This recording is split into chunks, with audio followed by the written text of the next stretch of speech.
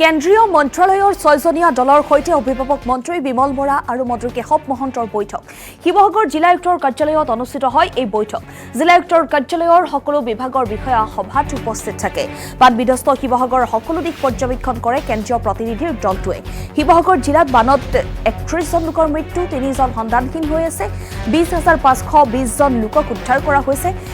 121খন নাৱৰ যোগেদি উদ্ধাৰ কাৰ্য চলোৱা হৈছে 6,70,000 লিটাৰ পানী যোগান ধৰা হৈছে সভাৰ অন্তত অভিভাৱক মন্ত্ৰী বিমল বৰাই জনাই এই কথা আৰু শিৱসাগৰত উপস্থিত হোৱা এই দলটোৱে ভ্ৰমণ কৰিব বান বিধ্বস্ত যোৰহাট আৰু গোলাঘাট জিলাও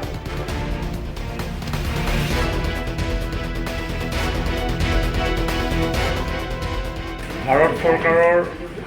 তৰফৰ পৰা মাননীয় প্ৰধানমন্ত্ৰী নৰেন্দ্ৰ মোদী ডাঙৰীয়াৰ নিৰ্দেশত এটা দল ইণ্টাৰ মিনিষ্ট্ৰিয়েল চেণ্ট্ৰেল টিমে আমাৰ শিৱসাগৰ আৰু চৰাইদেউ এই দুইখন জিলাৰ বান পৰিস্থিতি পৰ্যবেক্ষণ কৰিবৰ কাৰণে যোৱাকালি আহি উপস্থিত হৈছেহি ইতিমধ্যে যোৱাকালি চৰাইদেউ জিলা বিভিন্ন স্থান পৰিভ্ৰমণ কৰি শেহতীয়া বানৰ বিপৰ্যয়ৰ কথা তেওঁলোকে বুজ লৈছে ভাৰত চৰকাৰৰ হোম মিনিষ্ট্ৰীৰ জইণ্ট ছেক্ৰেটাৰী ৰামা চন্দ্ৰন তেখেতৰ নেতৃত্বত CWSৰ এজন ডাইৰেক্টৰ তেনেধৰণে 4-5 জনীয়া এটা দলে এই গোটেই পৰ্যবেক্ষণ কৰিছে শেহতীয়াভাৱে আজি আমাৰ শিৱসাগৰ জিলাটো